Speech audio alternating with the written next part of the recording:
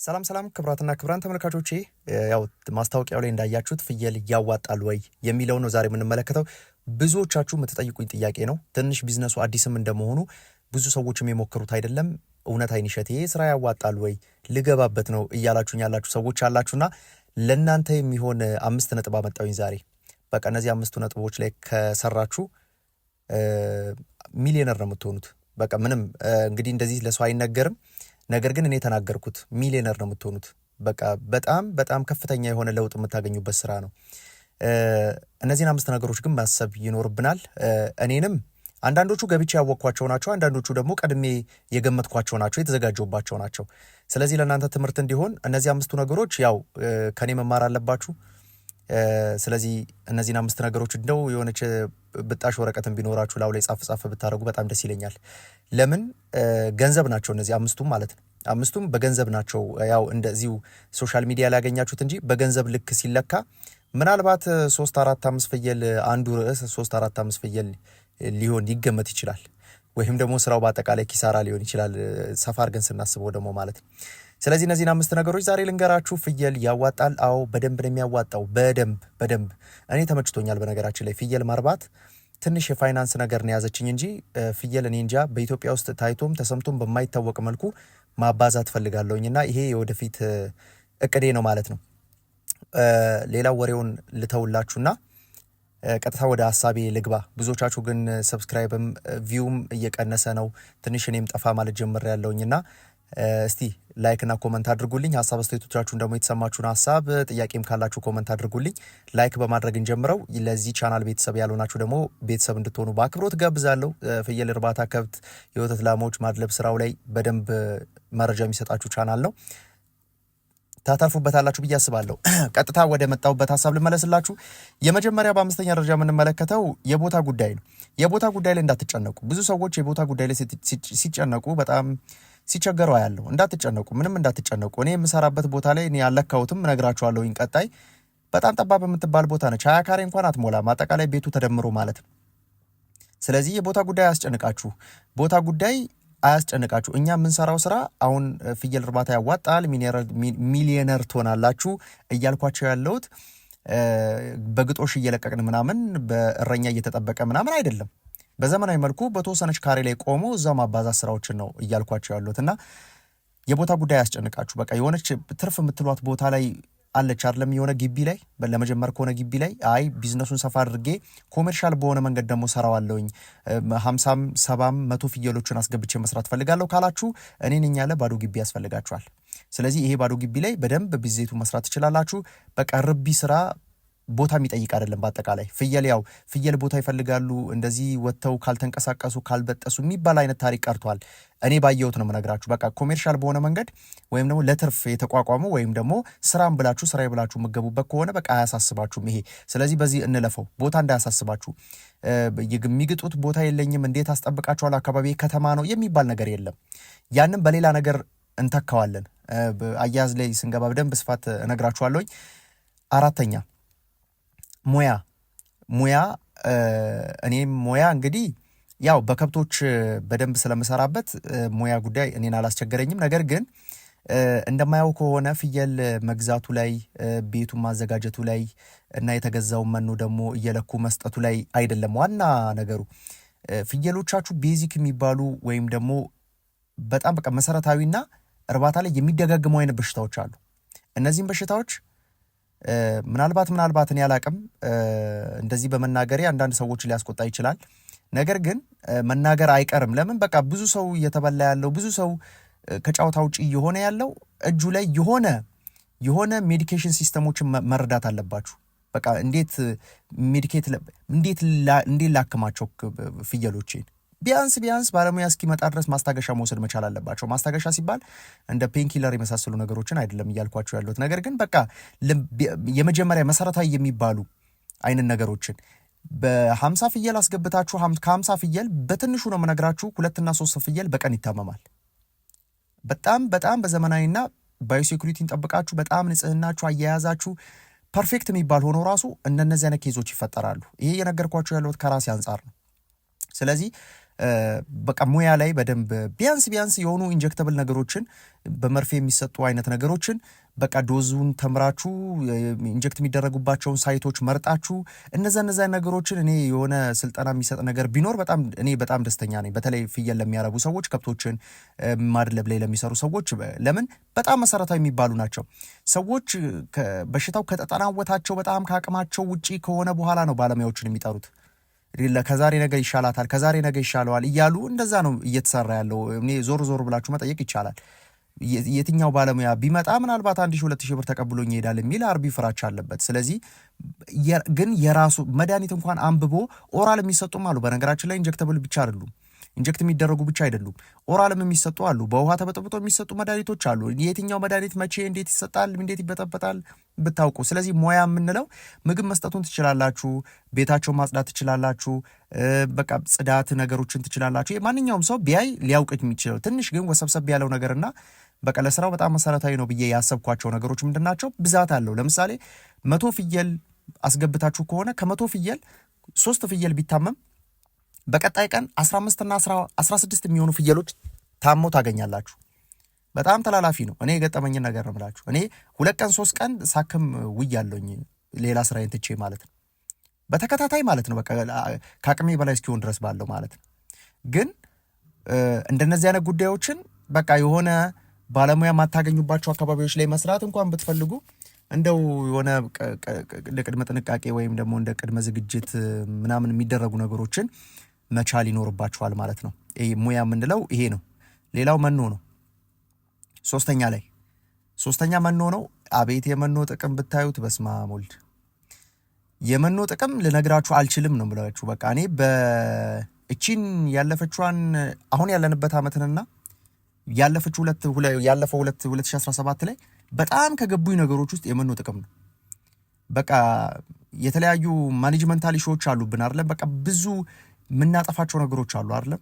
ነገር ግን እነሱን ሁሉ ሸፍኖ የነሱን ችግር እንኳን ሸፍኖ ፍየሎቻችንም በሉት ከብቶቻችንም ዶሮቻችንም እንዲያምሩ በቃ በጣም ሪስኩን የሚቀንስላችሁ አይነት ነገር ቢኖር መኖ ነው። እንዴት ብዬ እንደማስረዳችሁ አላቅም። ግን አጠገቤ ብትሆኑ ከ2-3 ፍየል አሳይቼ በቃ ስለመኖ ያላችሁን ጠቅላላ አስተሳሰብ ልውጥ ማድረግ እችላለሁ። ይሄ ምናልባት 200-300 ሰው ሊያዳምጠኝ ይችላል። እናንተ የምታዳምጡኝ 200-300 ግፋ ቢል 1000 ሰው፣ እናንተ ሰዎች ማሰብ ያለባችሁ ነገር የመኖ ጥቅም በቃ እንደምታስቡት አይደለም ልላችሁ ፈልጋለሁ። በቃ ይሄንን መኖ እኔ መኖዎችን የፍየል መኖ ብዬ ማምረት ከጀመርኩ በኋላ የፍየሎቹ ለውጥ ልነግራችሁ አልችልም። እያጋነንኩ አይደለም፣ ራሴን በጣም እየተቆጣጠርኩ ነው እየነገርኳችሁ ያለሁት። ያው ሁሉን ነገር እየነገርኳችሁ አይደለም። በጣም አስደማሚ የሚባሉ ነገሮችን እያገኘሁባቸው ነው። በጣም አስደማሚ የሚባል ማለት ነው። ስለዚህ ለመጀመር ስታስቡ መኖ ላይ ትኩረት አድርጉ። በቃ አታምርቱ። የፍየል መኖ የት ማግኘት እችላለሁ የሚለውን ጠይቁ። ስለዚህ ፍየል እርባታ ፍየሎች መኖ እንኳን መብላት እንዳለባቸው የማያውቅ ብዙ ፍየል አርቢ ያለ ይቅርታ። ስለዚህ ፍየሎች ለእርጉዝ ፍየሎች፣ ለድርስ ፍየሎች፣ ሌጣ ምንም የሌላቸው ምንም እርግዝና የሌላቸው ቄብ ነው የሚባሉት እንደነዚህ አይነት ፍየሎች ለማሞከት ነው የሚባለው፣ ሙክት ለማድለብ ማለት ነው የሚሆን መኖ አለ። የተለያየ የሆነ ውቅር ያላቸው ወይም የተለያየ የሆነ ኮምቢኔሽን ያላቸው ኢንግሪዲየንቶች ይገባሉ። በዛ መሰረት መኖ ይሰራል ማለት ነው። ስለዚህ የመኖ በቃ መኖም ብላችሁ 3ኛ ላይ በደንብ አክቡበት፣ በደንብ ጻፉት። በቃ በደንብ የራሳችሁን የሆነ ምርምር አድርጉ። በተረፈ ግን ወይ እኛም ስልጠና እንጀምራለን ወይም ሌላ ቦታ ይጀምራል። ሄዳችሁ ግን የሆነ ፕራክቲካል ነገሮችን ማየት ይኖርባችኋል ብዬ አስባለሁኝ። 2ኛ ሰራተኛ።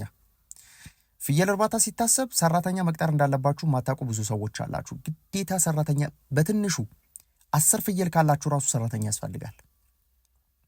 ለፍየል እርባታ 10 እንኳን ቢኖራችሁ 10 ፍየል እንኳን ቢኖራችሁ ሰራተኛ ያስፈልጋል እንጂ ለትርፍን የተቋቋመው ብለን እንደገና ሄድ መለስ እያልኩኝ ከስራም ለምሳ ስገባ ማታም መጣለውኝ አያቸዋለሁ የሚባል አይነት ነገር የለውም።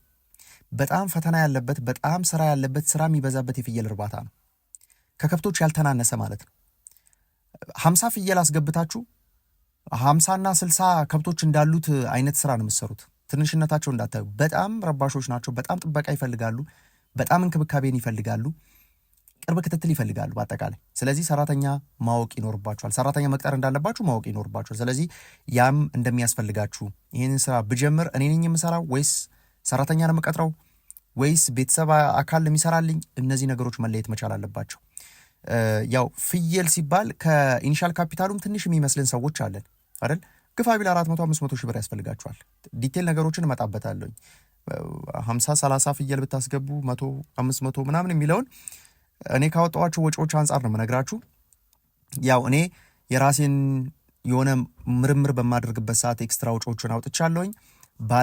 ባለማወቄ ደግሞ ኮስት ያደረጉኝ ብዙ ነገሮች አሉ። በቃ መውጣት የሌለበት ያልተገባ ወጪዎችን አውጥቻለሁኝ። እነዛ ሁሉ ቀንሼ ለእናንተ የተጣራውን በጣም በተጠና መልኩ ወደ እናንተ ማቀርብላችሁ ይሆናል በቀጣይ ማለት ነው። ምናልባት ግን ይህ ቪዲዮም ብዙ እየታየ አይደለም ቻናል። በነገራችን ላይ ሰብስክራይበር መጠኑም አንሷል።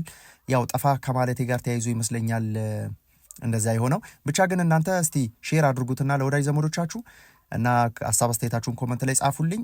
እስቲ አሁን ያልኳችሁን ያው ገረፍ እያረኩን እያለፍኩ ያለሁት ዲቴል እስቲ ስለ አንዱ ብላችሁ አሁን ካስቀመጥኩላችሁ 5 ነጥቦች ውስጥ ከነዚህ ከ5ቶች ውስጥ ስለዚህ ስራ አለን ብላችሁ እስቲ ኮመንት፣ ስለ ሙያ ሊሆን ይችላል፣ መኖ ሊሆን ይችላል፣ ሰራተኛ፣ መጨረሻ ላይ ደግሞ ዝርያ የምለውን አለ።